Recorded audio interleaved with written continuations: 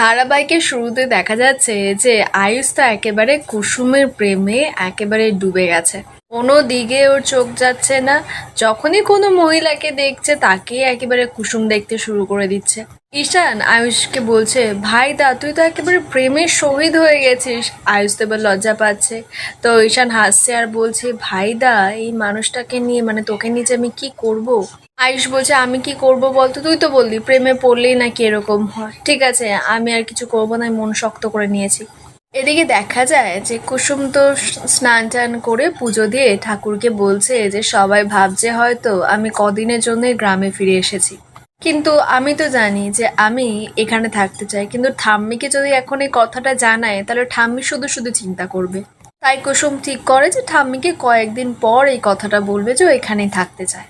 তখনই ঠাম্মি সেখানে আসে, এসে কুসুমকে বলছে যে কুসুম, বাড়ি মেরামতের কাজ করতে 10 দিন মতো লাগবে, তুই তোর দেবী মা তোর বাবাকে ফোন করে জানিয়ে দিস। কুসুম তখন বলছে, কিন্তু মিস্ত্রি খুঁজতে তো সময় লাগবে, তার থেকেও তো বেশি দিন লাগবে। তখন ঠাম্মি বলছে, লাগবে না রে, মোড়ের মাথায় অতুলদার দোকান, ওকে বলে রেখেছিলাম যে আমার মিস্ত্রি লাগবে, বাড়িতে কাজ করাবো, তো ওই লোক খুঁজে দিয়েছে, লোক সঙ্গে সঙ্গে পেয়ে গেছি, আজকে থেকেই কাজ শুরু হবে।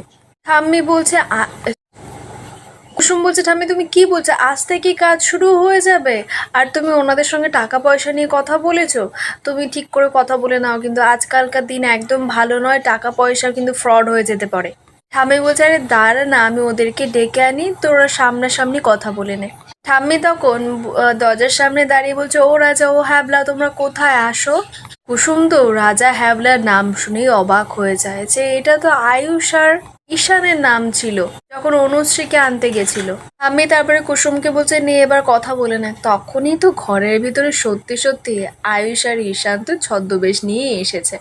কুসুম তো আয়ুষকে দেখেই অবাক, কিন্তু আয়ুষ তো শুধুমাত্র কুসুমের দুটো চোখের দিকে তাকিয়ে আছে এক দৃষ্টিতে।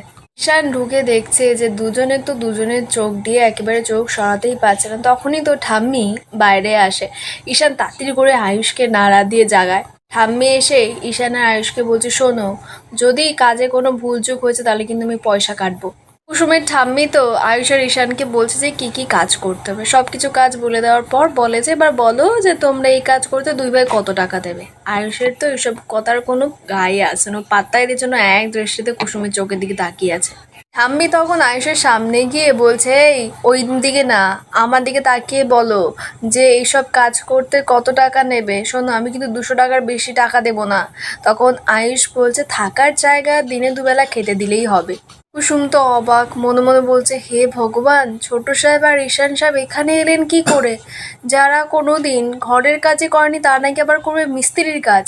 আমি তখন কুসুমকে সাইডে নিয়ে গিয়ে বলছি, এই শোন, এ তো একেবারে বিনা পয়সায় কাজ করবে, তার চেয়ে বরং আজকে থেকেই কাজ শুরু করে দিই।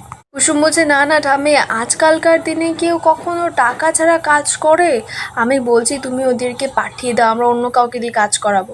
ঠাম্মি বলছে, রে না না, মুখ দুটো দেখ না কি সুন্দর সরল, আর যদিও বা ওরা ডাকাতি করে, এই বাড়িতে ডাকাতি করে পাবেটা কি, এরা কিছুই পাবে না, তাতে চল কাজ বাজ শুরু করে দিই। দিকে আয়ুষ তো কুসুমের চোখ দেখতে পাচ্ছে না, মনে মনে বলছে, কুসুম আমার দিকে ঘোরো না, আমি তোমার চোখটা দেখতে পাচ্ছি না। কি বলে সামনে যখন যেতে যাবে হুমড়ি খেয়ে পড়ছিল। তো কুসুম তো হঠাৎ করে বলে উঠছিল, ছোট সাহেব সঙ্গে সঙ্গে মুখটাকে চেপে ধরে। এদিকে ঈশান তাড়াতাড়ি করে আয়ুষকে ধরে ফেলে। এদিকে আয়ুষ তো হুমড়ি খেয়েও কুসুমের চোখের দিকে তাকিয়ে আছে। আমি আয়ুষকে জিজ্ঞেস করছি, বাবা শুকনো জায়গায় যাবে, হোঁচট কেন খেলে বলো তো? তখন আয়ুষ বলছে, আসলে অনেকদিন খায়নি তো সেই কারণে। ঈশান তখন কুসুমের ঠাম্মিকে জিজ্ঞেস করছে, তাহলে বলুন কাজ কবে থেকে করতে হবে? ঠাম্মি বলছে, আজ থেকেই শুরু করো। ঈশান আর আয়ুষ তো দুজনেই খুশি হয়ে গেছে। এদিকে কুসুম মনে মনে ভাবছে যে এনারা তো জীবনে মিস্ত্রি কাজ করেনি, এনারা তো ডুববেন, তার সঙ্গে কুসুমকেও ডোবাবেন। ঠাম্মি তারপরে এই কুসুমকে অর্ডার করে যে ওদের জন্য চা বিস্কুট নিয়ে। কুসুম তারপরে চা বানাতে চলে যায়, ঠাম্মি ওখান থেকে চলে যায়। ঈশান তারপরে আয়ুষকে বলছে, ভাইদা বৌদি তো আমাদের দিকে তাকাচ্ছে না, এত রেগে আছে।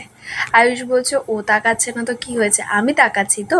ঈশান বলছে, আর তোকে দেখে আমি খুশি। একটা কথা শুনে রাখ, দিলওয়ালে শোন, একটা কথা শুনে রাখ, বৌদিকে নিয়ে তবেই কিন্তু চন্দননগর ফিরবো, নয়তো নয়, ঠিক আছে?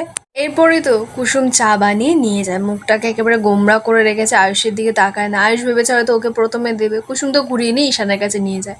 ঈশান চা নিতেই কুসুম আয়ুষের কাছে যায়। আয়ুষ তো প্রথমে চাটা কুসুমের দিকে তাকিয়ে হাসতে হাসতে নেয়, তারপরে বিস্কুটে যখন নিতে যায় কুসুম ভেবেছে হয়তো আয়ুষের হাত ধরবে, হাতটা তাড়াতাড়ি করে কুসুম সরিয়ে নেয়। আয়ুষ তারপরে বিস্কুটের প্লেটটা নিয়ে নিতেই কুসুম আয়ুষকে একবার দেখে রেগে মেগে ওখান থেকে চলে যায়।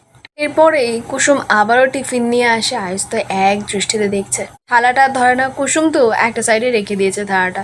কুসুম ওখান থেকে চলে যেতে আয়ুষ তো মিশকে মিশকে হাসছে। কেমন লাগছে আপনাদের এই আপডেটগুলো অবশ্যই কমেন্টে জানাবেন, আর এরকম নতুন নতুন আপডেট পেতে চ্যানেলটিকে সাবস্ক্রাইব করে রাখবেন।